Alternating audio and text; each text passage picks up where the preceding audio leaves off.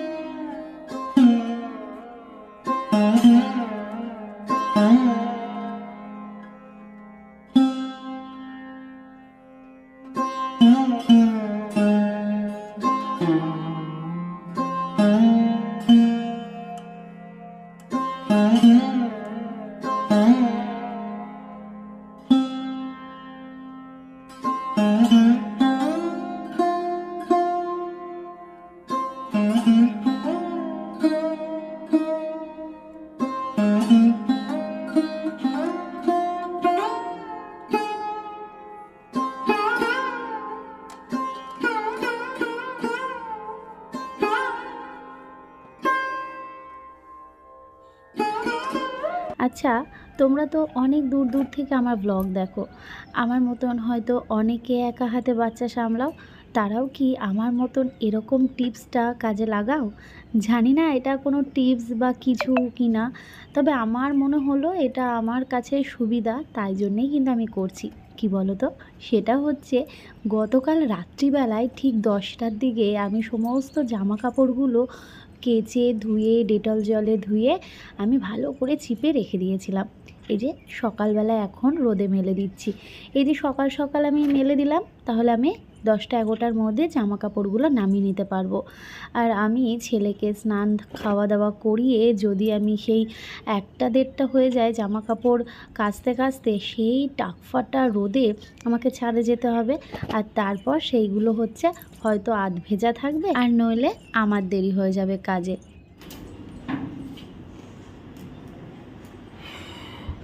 সকালবেলায় এত রোদের তাপ কি বলবো। যখন ব্যালকনিতে বসেছিলাম তখন যেন একরকম ছিল, আর এখন মনে হচ্ছে বেলা 12টা বাজে, সকাল 9:30টাকে।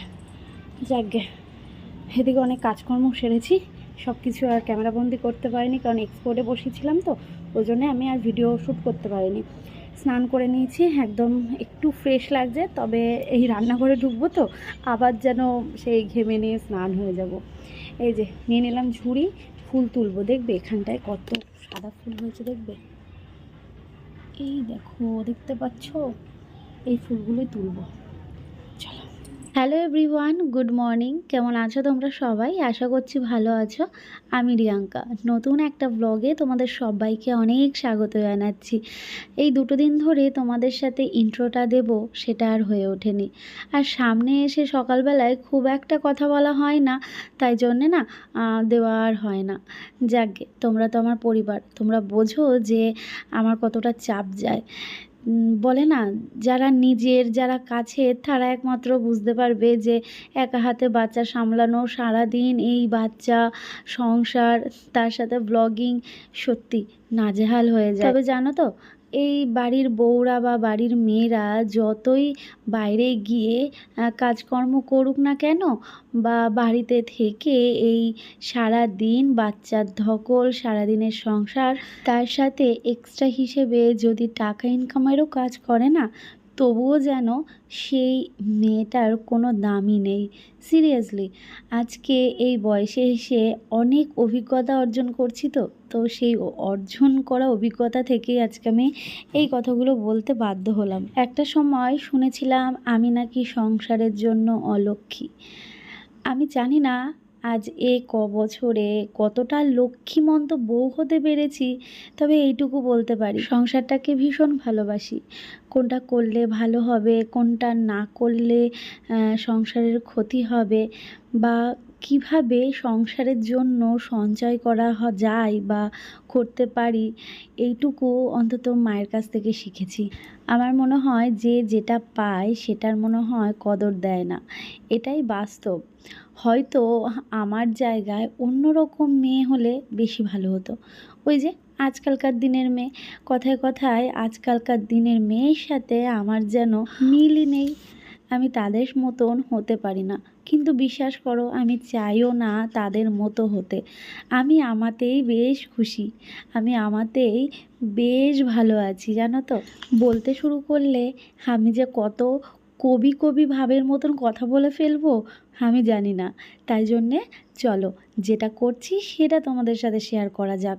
রান্না বসিয়ে দিয়েছি, আজকে হচ্ছে সোমবার, তো ইলিশ মাছ বার করলাম। ফ্রিজে তো মাছ মাংস সমস্তটাই রয়েছে, তবে অনেকটা সুবিধা হয়েছে এই ফ্রিজ নেওয়াতে।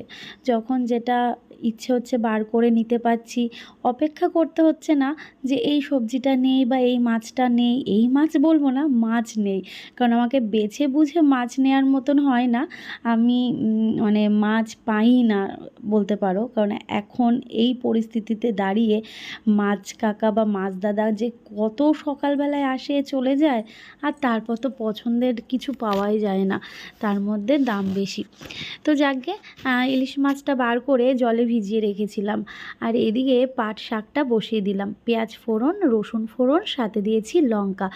এত ভালো লাগে আমার পাট শাক খেতে, কি বলবো বন্ধুরা। অনেকে হয়তো ভাবো যে পাট শাকটা লত করে, কিন্তু একদম না। আজকে আমি যে শাক ভাজাটা করেছিলাম একটু কিন্তু ওই লত ব্যাপারটা ছিল না, বেশ ভালো লাগে খেতে, জানো তো। একটু হ্যাঁ, ঢেকে ঢেকে হালকা করে শুকিয়ে করতে হয়। ওই যদি কাঁচা কাঁচাভাবেই নামিয়ে নিই তাহলে তো একটু লত করবে। তবে হ্যাঁ, এটা তেলে দেওয়ার পর সাথে সাথে যখন একটু জলটা ছাড়ে তখন কিন্তু একটু লতই লাগে, কিন্তু এটাকে ভালো করে ভেজে নিতে হবে। জানি না তোমরা কারা আমার মতন পাট শাক খেতে ভালোবাসো। ফ্রিজে জানো তো আরও অনেকটা রয়েছে, মানে আমি 3 আঁটি এনেছিলাম, সেই 3 আঁটি রয়েছে। এর আগে একটু করা হয়েছিল, আর এই যে আজকে করছি। কী যে ভালোবাসি কি বলবো। যাকগে, আজকে কি মেনু তোমাদের বলে দিই। কি না, মানে দুটো রান্নাই হবে, এই পাট শাক ভাজা আর সাথে হবে হচ্ছে বেগুন আলু দিয়ে ইলিশ মাছের ঝোল। ইলিশ মাছটা খুব যে ভালো ছিল বা খুব যে খারাপ ছিল সেটা বলবো না, মোটামুটি মতন ছিল। অসময়ের ইলিশ দাম যেমন বেশি নেবে, স্বাদ কিন্তু তুলনামূলকভাবে অনেকটাই কম হয়। তো যাকগে, আজকে বেগুন আলু দিয়ে করলাম, আর 3টে পিস রয়েছে, সেটা ভাবছি একদিন সর্ষে দিয়ে করব। ওই যে দিদি থাকাকালীন সর্ষে দিয়ে করেছিল, বেশ ভালো লেগেছিল।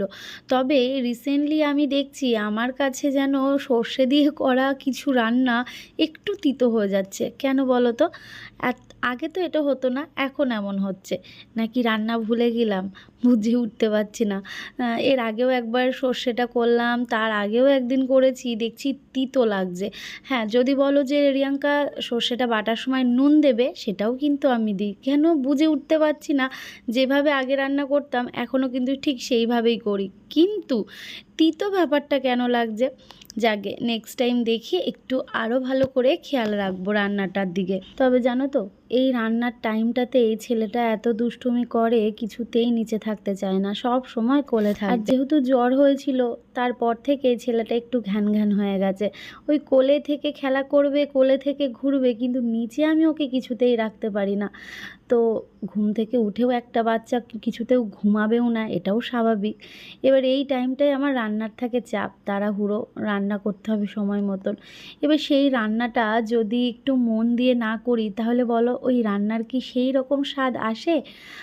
তাড়াহুড়ো করে আমায় রান্না করতে হয়, মন বসাতে পারি না রান্নাতে। রান্নাও তো একটা আর্ট, তাই না? যাকগে, আজকে দেখো বেগুন আলু ভেজে আমি কিন্তু মাছটা দিয়ে দিলাম, আর এত ভালো হয়েছিল ঝোলটা কি বলবো। তবে বেগুনটাকে ভেজে তুলে রেখে লাস্টে ঝোলটা ফুটলে দিলেও ভালো হতো। আজকে কিন্তু আমি একবারেই দিয়ে দিয়েছি। ছেলেকে এখন স্নান করাবো, ঘুমিয়ে পড়ছে। এখন ঘুমিয়ে পড়লে প্রায় 2 ঘন্টা মতন ঘুমাবে। হ্যাঁ, ওই জন্য ভাবলাম যে স্নান টান করিয়ে তারপর হচ্ছে ঘুম পাড়ার। এদিকে বাবা বাবা, এদিকে আসলো হচ্ছে এই একটা পার্সেল, একটা না 2টো পার্সেল আসলো। উফ, কি যে গরম লাগছে কি বলবো, প্রচণ্ড গরম লাগছে। স্নান করতে হবে তো, স্নান না করলে হবে? স্নান করে তারপর ঘুমু করো, ঠিক আছে? চলো বন্ধুরা, পরে আসছে, আর রান্নাটা পরে দেখাচ্ছি। রান্নাবান্না কমপ্লিট। ছেলের বাবার জন্য খাবার বেড়ে দিয়েছি। আলু সেদ্ধ তো মাস্ট থাকবেই, সেটা মন্ডা মিঠাই যাই করো না কেন আলু সেদ্ধ থাকবেই। তবে এদিকে রয়েছে ইলিশ মাছ, সাথে রয়েছে শাক ভাজা। ছেলেকে খাইয়ে দিয়েছি, এখন ঘুম পাড়াবো। আর এসির রিমোটটা কোথায় ছিল আর কোথা থেকে টেনে টেনে নিয়ে আসলো, নিয়ে নিলাম বলে দেখো সে কি কান্না।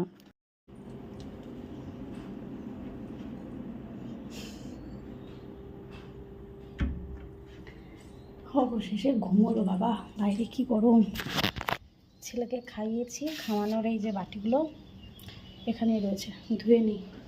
রান্নাঘর ক্লিন, কিন্তু এই যে ছেলের খাবারের বাটিগুলো না আমি সাথে সাথে ধুয়ে টুয়ে উপর দিয়ে রেখে দিই, কারণ ওই খাওয়ানোর সময় ধোয়াটা আমার ভালো লাগে না। আর ওই খাবারের বাটি ফেলে রাখা, আমাদের বাসন একরকম, কিন্তু ছেলের বাসনগুলো চেষ্টা করি সব সময় মানে আগে আগেই ধুয়ে টুয়ে রেখে দেওয়া।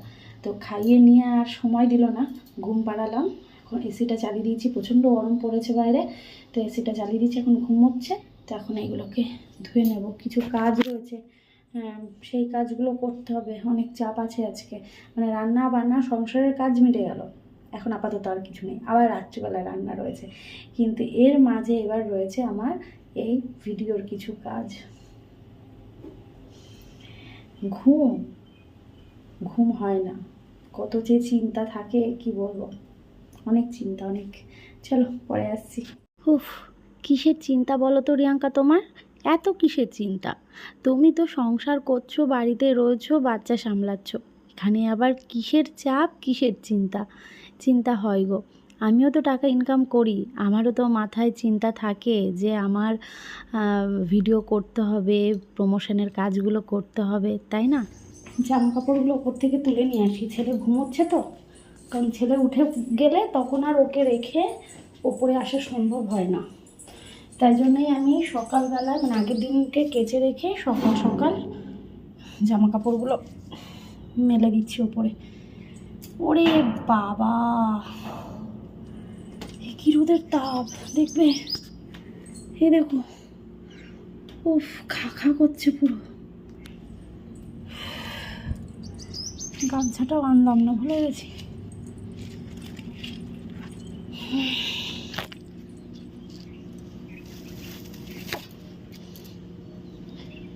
কি মাথায় দিইনি।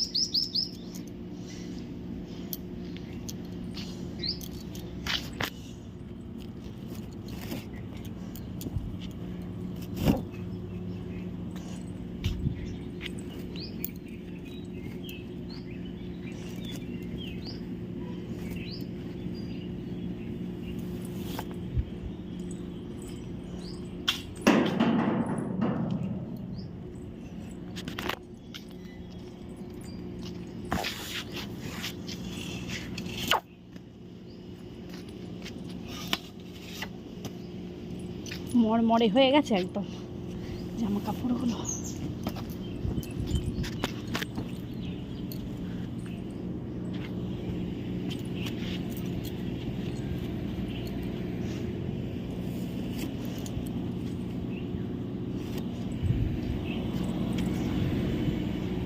এসির হাওয়া চলছে, দেখো গাছের পাতাটা কিভাবে নড়ছে।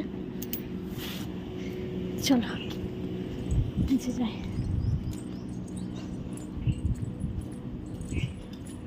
ছেলে ঘুম থেকে ওঠার পর ওকে খাওয়াচ্ছিলাম, তারপর দেখি একদম অন্ধকার হয়ে আসলো। বেশি কিন্তু বাজে না, ওই 5টার মতো বাজে। আর সেই সময় কিন্তু এত মেঘ করলো, মানে মেঘ ডাকলো রীতিমতো, বাজ পড়লো আর মুষলধারে বৃষ্টি। সত্যি বলতে ভীষণ ভয় লাগছিলো জানো তো। আমি এই ঝড় বৃষ্টি, বিদ্যুৎ চমকানো, বাজ পড়া ভীষণ ভয় পাই। মা থাকলে ছোটোবেলায় মাকে জাপটে ধরে থাকতাম যখনই মেঘ ডাকতো। দেখো, মানুষ বলে না, বয়স বাড়ার সাথে সাথে অনেক অভিজ্ঞতা হয়, আর তার সাথে কিন্তু অনেক ভয়কে জয় করে। এই যে ছেলেকে জড়িয়ে ধরে বসে রয়েছি। বিকেলে বৃষ্টি হওয়ার সাথে সাথে কারেন্ট চলে গেছিলো, আর সেই কারেন্ট আসলো ওই ধরো 8টার দিকে। তো মাঝখানে আমি তোমাদের সাথে কোনো ভিডিও শেয়ার করতে পারিনি, ফোনে চার্জও ছিল না, একেবারে রাত্রির বেলা চলে এসেছি। ঘুমিয়েও পড়েছিলাম আমি একটুখানি, তারপর 10:30টার সময় উঠে রাতের রান্না করলাম, আর সাথে এদিকে দেখো সবজি কেটে রেখেছি আগামীকালের জন্য। ওই যে সুবিধা, নিজের কাজ নিজের মতন করে গুছিয়ে না নিলে না ভীষণ অসুবিধা হয়। তো কমেন্ট করে জানিও তো আগামীকাল কি কি রান্না হচ্ছে। দেখো, ভয়েস ওভার দিচ্ছি, এডিট করছি, এই আধ ঘন্টা 1.25 ঘন্টা ফ্যান বন্ধ করে এই গরমে থাকা যে কি কষ্টকর। যারা এইভাবে এডিট করে তারা জানে। সমস্ত কাজেই কষ্ট আছে, তাই না? কাজ কিন্তু এখনও শেষ হয়নি, এখনও এডিটের কাজ বাকি রয়েছে। কমপ্লিট করে এক্সপোর্ট দিয়ে তারপর রাতে ঘুমোবো। চলো আজ তবে আসি, কেমন? ভালো থেকো।